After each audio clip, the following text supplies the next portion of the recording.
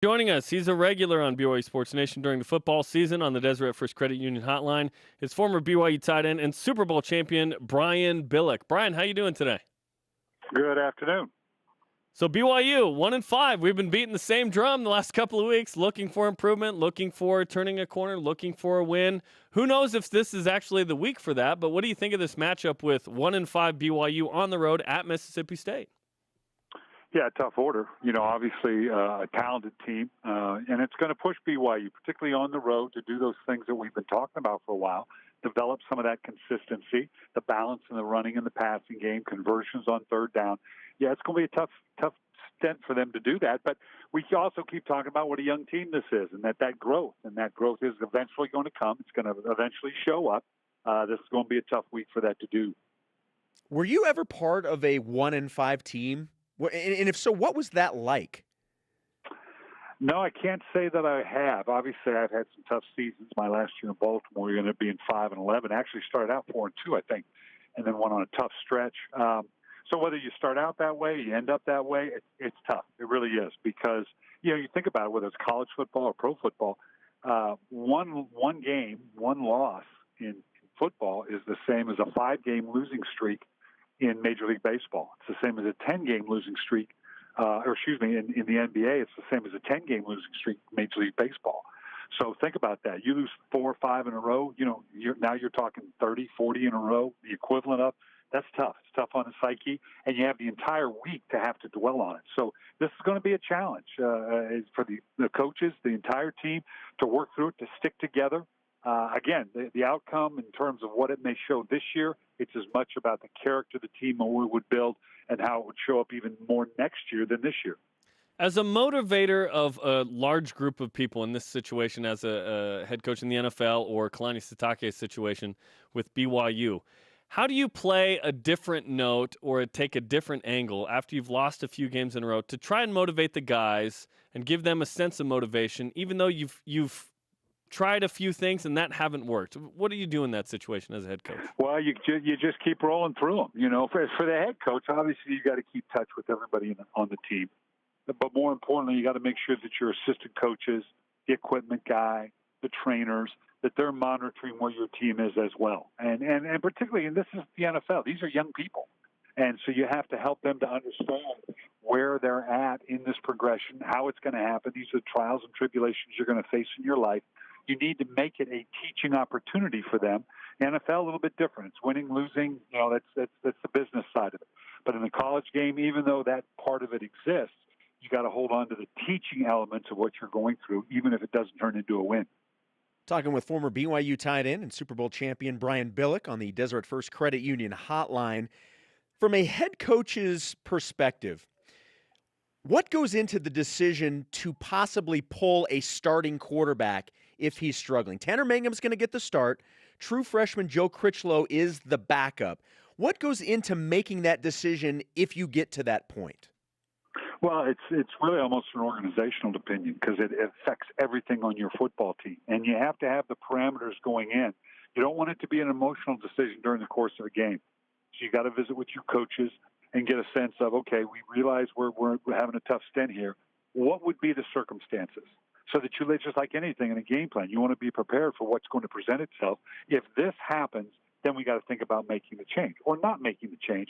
But you got to put the forward thinking into it and not just let the emotion of the time. Because once you do, now it's hard to go back. And it's tough on the young man. It's tough on the organization. It's one of those things where you better put some thought into it and not let it be an emotional decision. BYU has great program pride. There was a national championship in '84. There was a Heisman Trophy winner in '90. BYU's top 5 in wins in college football the last 40 years. There have been some amazing moments. In Independence, BYU's playing a pretty tough schedule. Is BYU playing too tough a schedule at this point, where they've played several Power 5 teams, several on the road? Now they're having to play Mississippi State in all of this. Is it too tough, or you think this is okay and in the long run it's going to be all right? Well, it's too tough this year, and that's clear cut. But you look at the last year and how close they came to really sweeping the table within a few points of all the games that they played, and even the ones that they lost. So, no, I don't think they're playing out of division, so to speak. This is a strong program that can nationally recruit.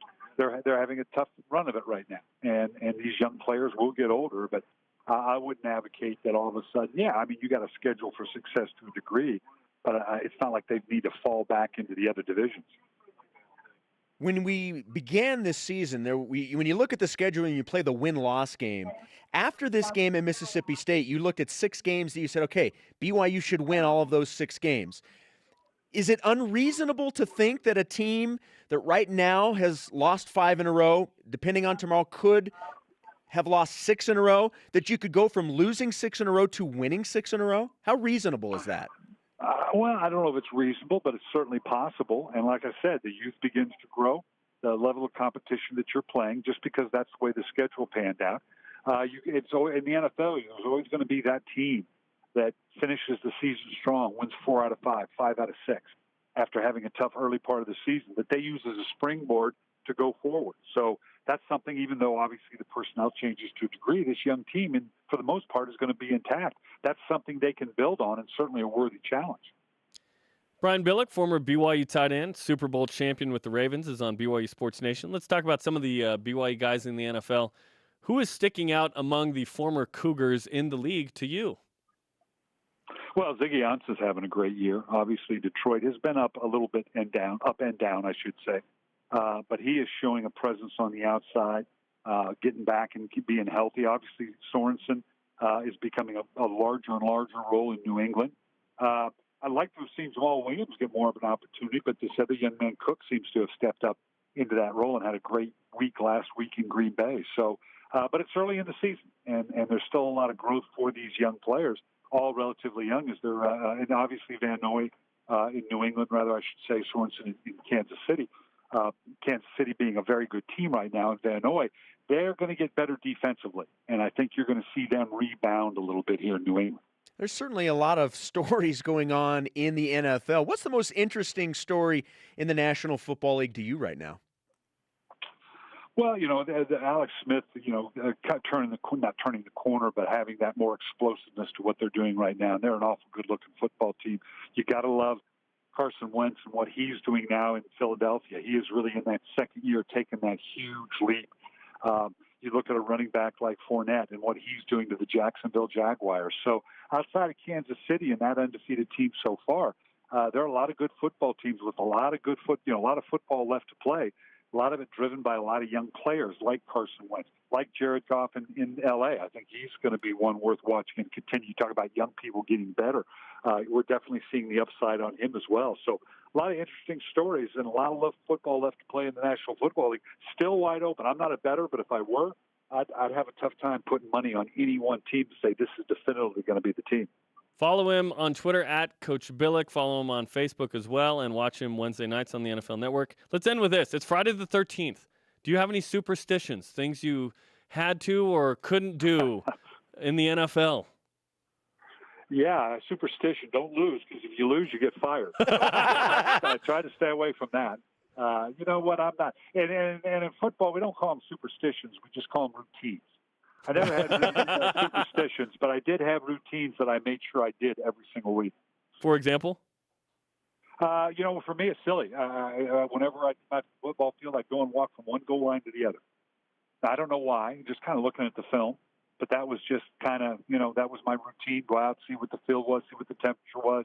But that was just kind of a routine that I got into. I don't know why, and I don't know if it made any difference, but I was going to do it every week. Stretch legs, got to do it. Great stuff, Coach. We appreciate the time. We'll talk to you next week. Sounds great.